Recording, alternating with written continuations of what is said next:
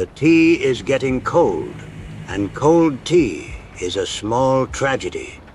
Not a large one, but still worth avoiding. There's a chair right there, perfectly good, probably more comfortable than that wall you're leaning against. I understand the instinct to keep your back covered. Old soldiers never quite lose it. But this room has no ambush waiting. Just an old man who makes too much tea and talks too much about feelings. Dangerous in its own way, perhaps, but not the kind of danger that requires standing.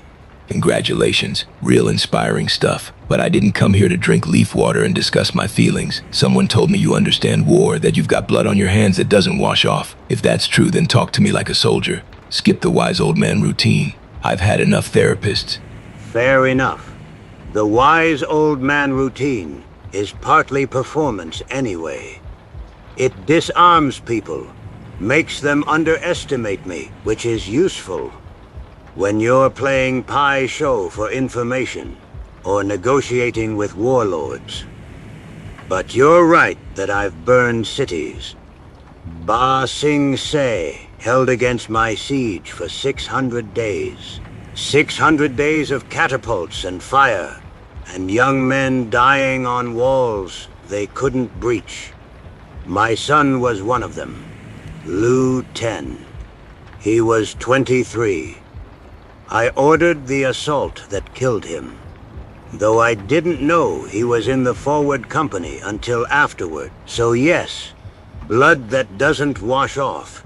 I know the weight. 23. That's old enough to know what he signed up for. My kids were 9 and 12. My wife was 34. They didn't sign up for anything except a picnic in Central Park. Wrong place, wrong time. Caught in crossfire between gangs who didn't even know their names. I held my daughter while she bled out. Took about 4 minutes. Felt like a year. So when you talk about weight, understand that we're measuring different things. I won't pretend. Grief is not a competition. And even if it were, I would never claim to win against a father who held his children while they died. What I will say is that the shape of the loss matters less over time than what the loss becomes inside us. My son's death broke something in me that I didn't know could break.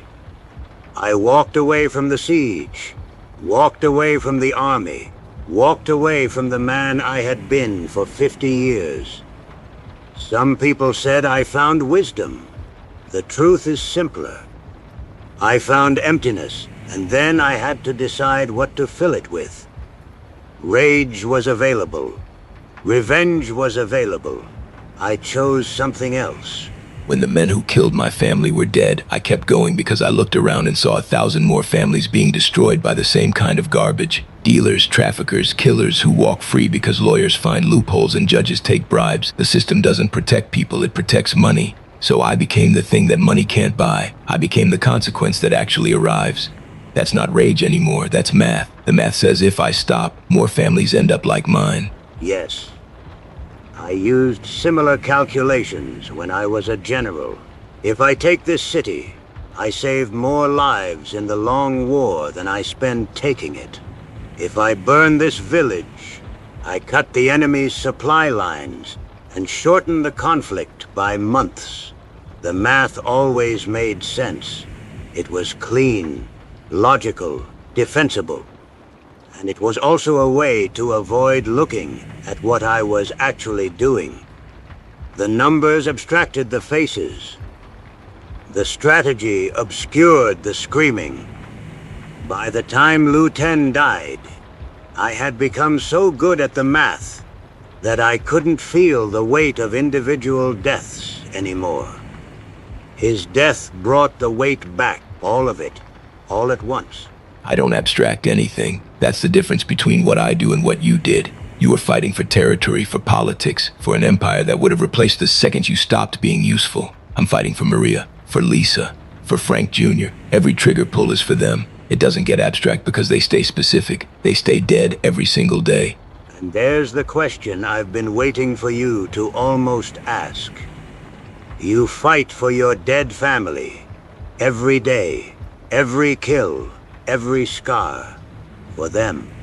But here is what I've learned about fighting for the dead. The dead don't want anything. They can't want. They're gone. The wanting is ours, dressed up in their names to give it permission. When I finally let Lu Ten go, truly let him go, I realized I had been using his memory as fuel for years. His death justified everything. It made me righteous.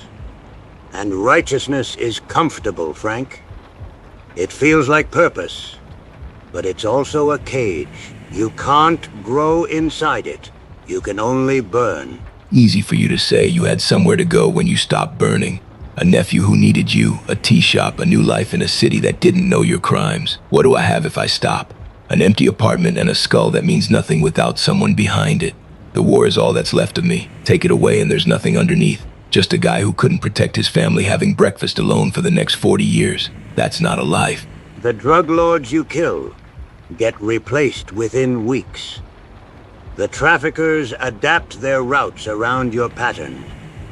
The corruption continues, because corruption isn't a person, it's a system, and you can't shoot a system. I'm not saying your kills don't matter.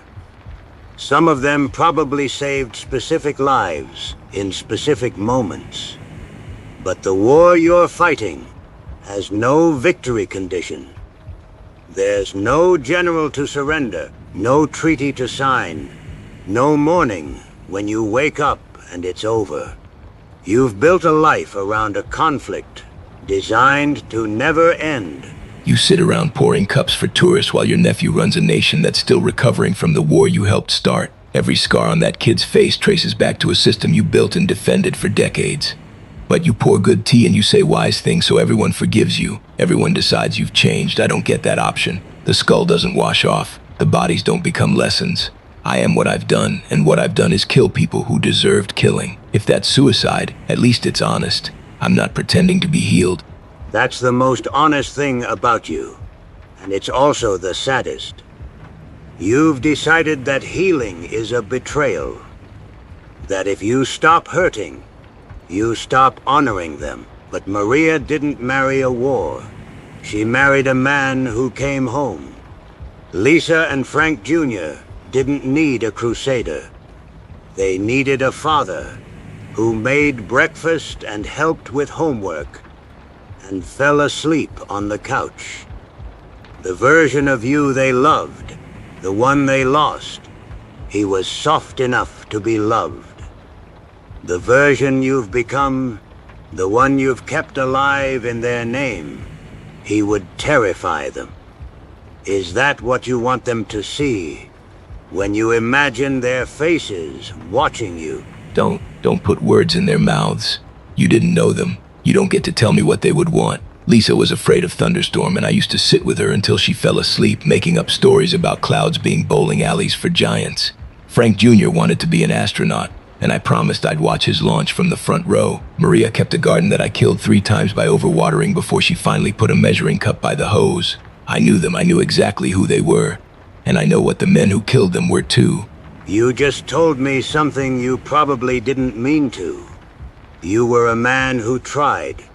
A man who got it wrong and tried again. A man who loved his family badly, imperfectly. Too much water when they needed less. That man is still in there, Frank.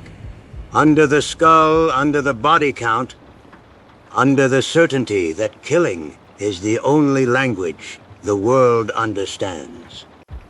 The garden died 3 times, and Maria kept letting you try. She believed you could learn. She believed you could change. The man she married was capable of growth. When did you decide he was dead too? When I held Lisa, that's when I felt her go and I couldn't do anything but watch. That man, the one with the garden and the thunderstorm stories, he died park with them. What came back is what you're looking at. And maybe you're right. This is just slow suicide. The war never ends because I need it not to end, because ending means sitting with what's left, and what's left is just a room full of ghosts I can't talk to. But here's the thing, old man. Knowing that doesn't change it. I've seen the cage.